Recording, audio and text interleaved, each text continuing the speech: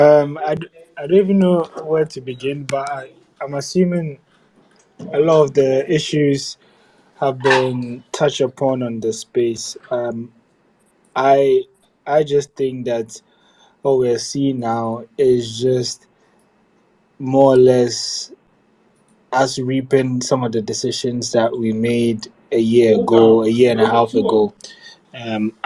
I think we failed to take the national team and our junior team serious in the past years, and now we've reached a point where we're struggling to find any form of cohesion, any form of team building, any form of success, because we've been joking around for a while.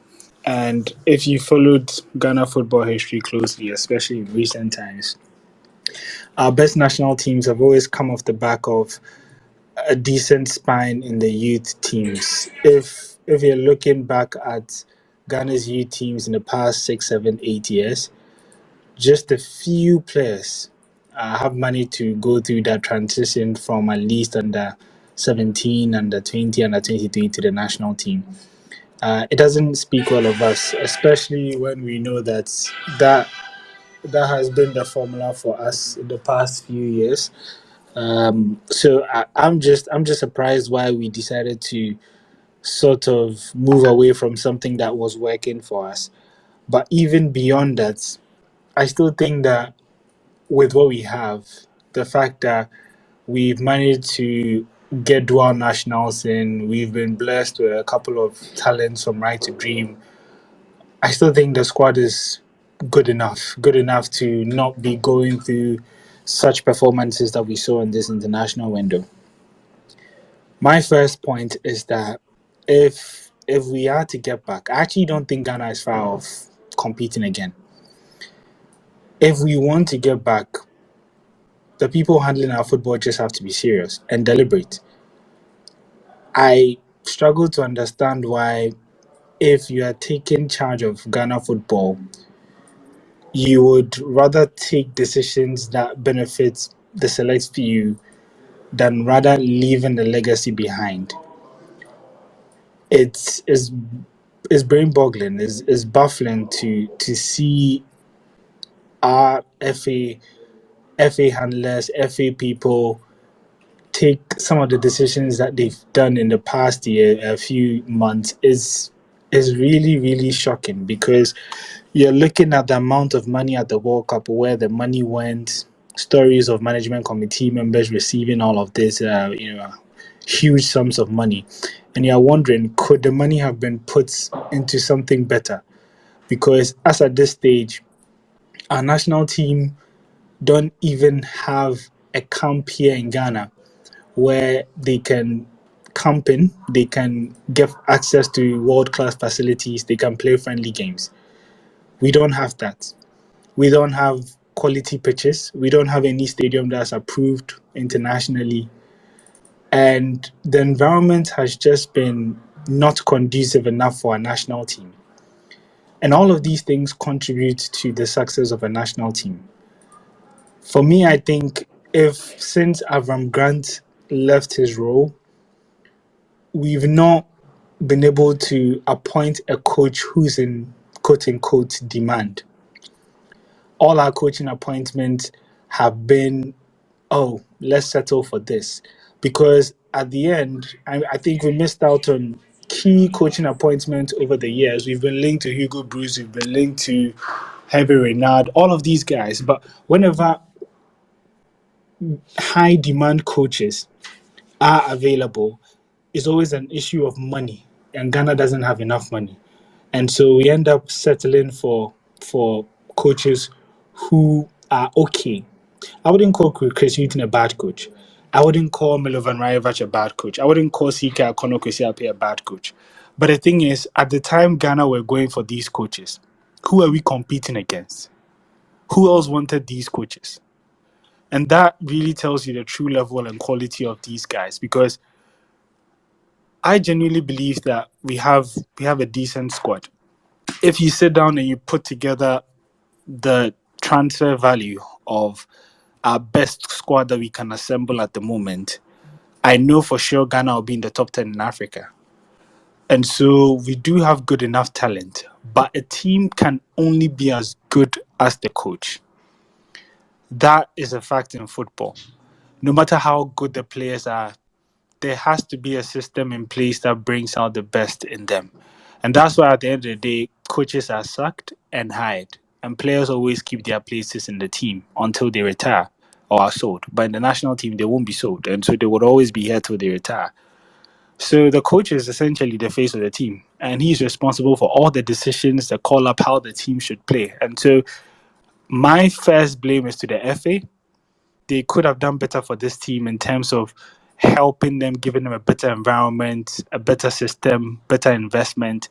Second goes to Chris Hughton, where I think, yes, he's not the best coach on the market, but I genuinely believe that with the quality of opponents that we faced, we should have done a lot better, because it's almost as if he goes into every game thinking, how do I ensure that we don't concede, rather than how do we hit our opponent? How do we attack?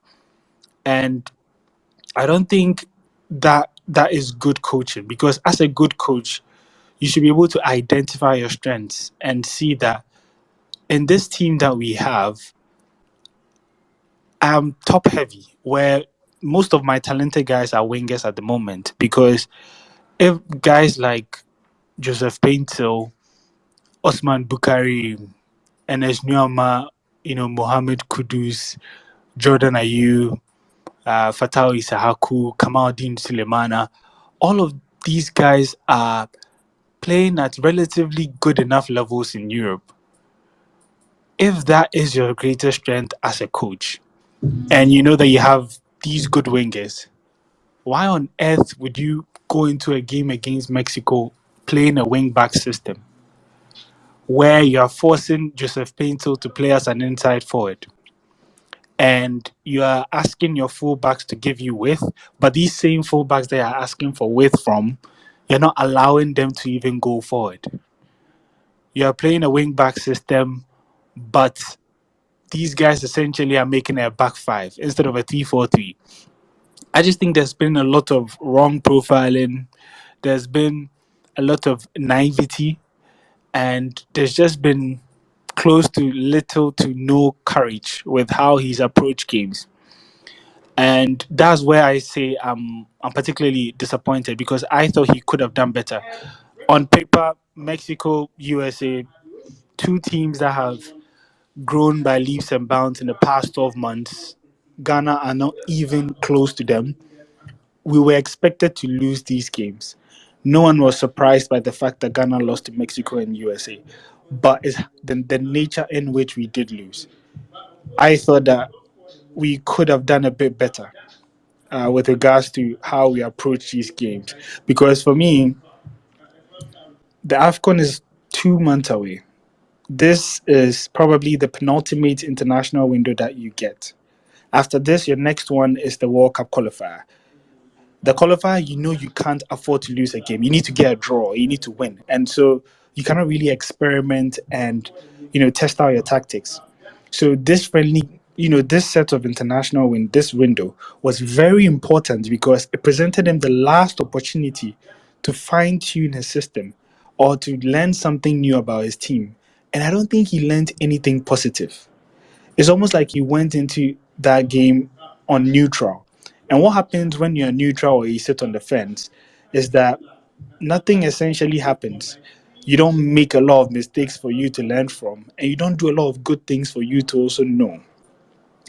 And so I'm very, very disappointed with how he's, gone across these two games. And unfortunately, the next time he plays, I think Madagascar and then Comoros, World Cup qualifiers, it will be really tough. And I wished that we didn't play these two friendlies, because it's difficult to even understand why we're playing Mexico and US in the first place. I know it's their tour, Mexico tour, US tour, wherever it is. And so they're probably giving us money, they're taking care of our accommodation and all that. But there comes a point where you need to prioritize your team's development ahead of money. And that's where it goes back to the FA and the technical team. What voice do they have in selecting these friendlies? Because can you point me to a team in the AFCON that plays similar to Mexico or the US? Stylistically, I don't think so. And even if they do, that's not that they just don't present you with enough factors for you to go in for. Because in the short to medium term, you're looking to qualify for the World Cup by playing AFCON teams, like Africa Cup of Nations teams. And then you're looking to do all at the AFCON. But you've gone to play these two teams whilst just look around. Egypt. Egypt were playing African opponent. Algeria, same. Even Nigeria. I think Nigeria played Saudi Arabia, but they came back to play Mauritania. There's Morocco, who played Ivory Coast, and then played Liberia, the qualifier. Ivory Coast themselves too, where they play South Africa. Everyone was playing within themselves here in Africa. Senegal are playing Cameroon, who are in their group, coincidentally. But the key is that all of these countries thought ahead and knew that this November window would be right before the AFCON. And so, if anything, I need to start acclimatizing myself, with countries on the continent that I can be able to test myself against. Ghana has missed out on this window. And not only did we miss out on this window, but I think what this has done is that we have erased all the good work, if any, that Chris Hughton had done so far. Yes, it hasn't been the best, maybe 5-6 games under Hughton so far before this window. But at least he had that record of remaining unbeaten. He hadn't lost a game under the Black Stars, and that in itself was something good. It gave him something to hold on to. It gave the team momentum, and most importantly, there was that feel good factor. If we do admit that this is a team that we're rebuilding, then in the first year, I think if it's a young and inexperienced team, what you should be looking at is two things. The first one is you need to let them understand what it means to play for the Black Stars. How do you do that? You control the narrative by making sure that your friendly games are at home. These guys need to be playing in Kumasi at every international window. Let them know what the culture is. Let them see the crowd standing on their feet. Let them know what football truly means to Ghanaians. Traveling to the US to go and play Mexico, it doesn't give them any idea. These guys have less than what? I was looking at the team sheet, and I think apart from Jordan Ayew and Thomas Partey and I think Atizigi, all of them were about 25 caps and below. It's not their fault that they are young and inexperienced, but as people leading the FA and Ghana football, you need to help them out. And these are the small steps that you can take to ensure that they really understand what it means to play for Ghana. And then the second part is, in your first stage of a rebuild, what you want to do is that you want to bring back that winning mentality. We are coming off the back of our worst ever AFCON, where we didn't even qualify from the group. For the first time under Chris Hughton, you saw the team play well against Central African Republic in that second half. And then that carried into the game against Liberia, where they won by 3-1. And so 2 wins. Now the team is starting to understand what it means to win games and actually have a win run.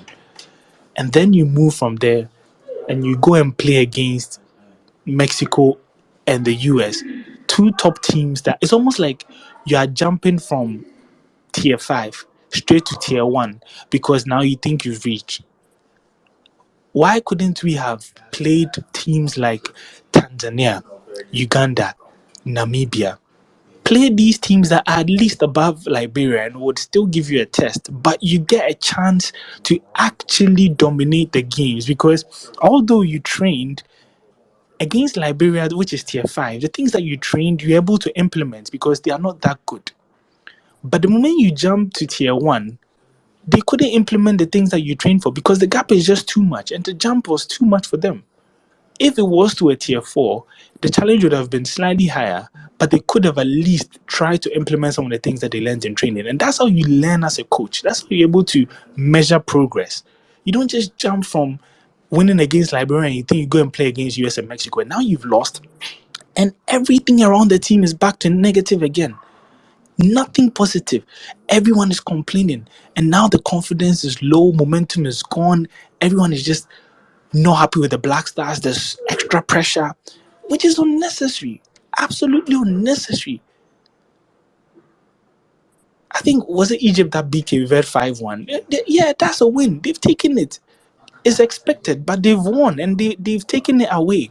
That's the most important thing at this stage, getting to a tournament. You want to be winning games and getting used to it. And so I don't even want to go to the players. I just think the people handling the team plus the coach could have put the team in a much better situation. And it's just been a circus in the past few months. And if we're really serious about getting things done again, then it has to start from the top. They have to be diligent, they have to be deliberate, and they have to really want well for the team. No personal gains.